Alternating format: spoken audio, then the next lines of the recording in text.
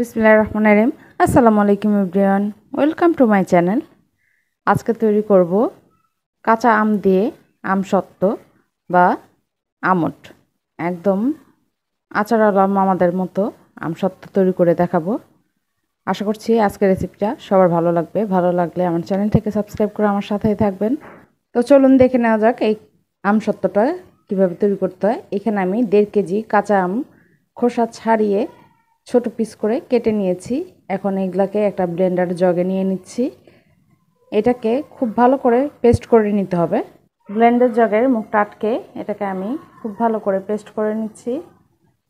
Paste করা হয়ে গেলে আমি যে পাত্রে আমসত্ত্বটা রান্না করব সেই পাত্রের উপরে একটা ছাঁকনি নিয়ে নিয়েছি। এরপরে আমের পিউরিগুলোকে আমি এইভাবে করে ছেঁকে নিব। ছেঁকে নিলে কী হবে, এটার ভিতরে যদি কোনো প্রকার আঁশ বা দানা থাকে সেটা বের হয়ে যাবে। আপনারা এটাকে সরাসরিও পাত্রে দিয়ে কিন্তু জাল করে নিতে পারেন।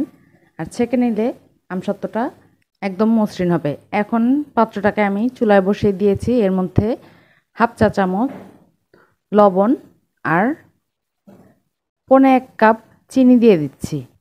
আচ্ছা, এই চিনিটা একবারে না দিয়ে কয়েকবারে দিলে ভালো হয়। আমি প্রথমে 1/2 কাপ চিনি দিয়ে টেস্ট করে নিয়েছি। আমার কাছে মনে হয়েছে যে এটার ভিতরে আরেকটু চিনি লাগবে। এরপর আমি আরও একটু চিনি দিয়ে সাথে 1 চা চামচ চিলি ফ্লেক্স দিয়ে মিশিয়ে নিয়েছি।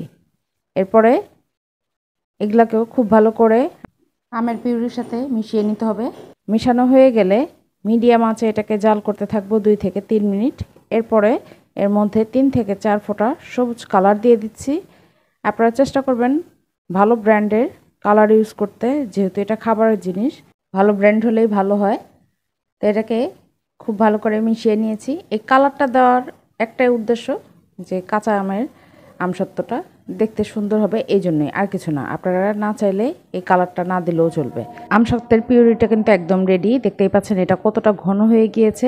এখন এটাকে নামিয়ে আমি একটা অ্যালুমিনিয়ামের ট্রে নিয়ে নিয়েছি। আপনারা স্টিলও নিতে পারেন। যে কোনো একটা পাত্র আপনি এরকম প্লেন একটা ট্রে নিয়ে নেবেন। এর উপরে সামান্য তেল ব্রাশ করে নেবেন। এরপরে আমের এই পিউরিটা ঢেলে যতটা আপনি পাতলা বা মোটা রাখতে চান সেরকম ছড়িয়ে দিয়ে 2 দিন কড়া রোদে শুকিয়ে নেবেন। আচ্ছা, আপনাদের রোদের কোনো ব্যবস্থা না থাকলে এটাকে আপনারা চুলার নিচে রেখেও শুকিয়ে নিতে পারেন বা ফ্যানের নিচে রেখেও কিন্তু শুকাতে পারেন। তা আমি এটাকে 2 দিন শুকিয়ে নিয়েছি। দেখতেই পাচ্ছেন এটা শুকিয়ে কিন্তু অনেকটা স্বচ্ছ হয়ে গিয়েছে। এখন আমি এটাকে তুলে নিচ্ছি। আচ্ছা, ট্রের ভিতরে যে আমরা তেলটা দিয়েছিলাম, তেলটা দেওয়ার কারণ কিন্তু এটাই যে শুকিয়ে যাতে ট্রের ভিতরে আমসত্ত্বটা লেগে না যায়। এটা খুব সুন্দরভাবেই কিন্তু উঠে এসেছে, দেখতেই পাচ্ছেন।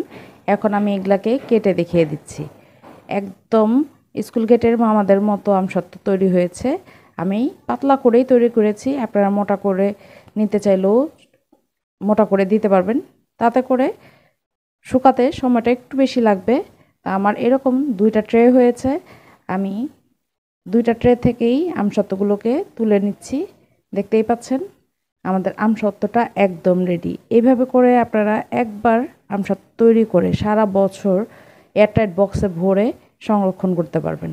তো আশা করছি আজকের রেসিপি সবার ভালো লাগবে। এই টক ঝাল মিষ্টি আমড়টা আমরা সবাই পছন্দ করি। এই আমড়টা একবার বাসায় তৈরি করে দেখুন, দেখবেন সব কিছুর আগে কিন্তু এই আমড়টা শেষ হয়ে যাবে। তো আজ এই পর্যন্তই। সবাই ভালো থাকবেন, সুস্থ থাকবেন, আমার জন্য দোয়া করবেন। আল্লাহ হাফেজ।